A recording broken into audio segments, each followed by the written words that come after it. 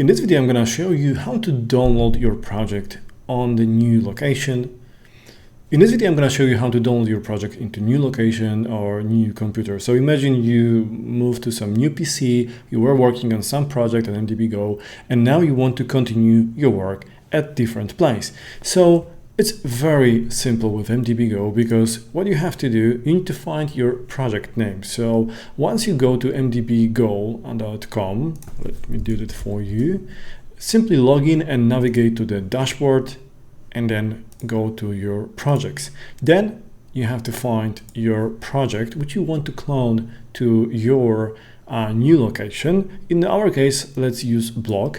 And then in the command line, simply type mdb get and your project name, right? So this is the project name. In our case, this will be a blog. Hit enter, and with a couple of seconds, it will download your project folder. Let's navigate into it and let's open this in Visual Studio Code.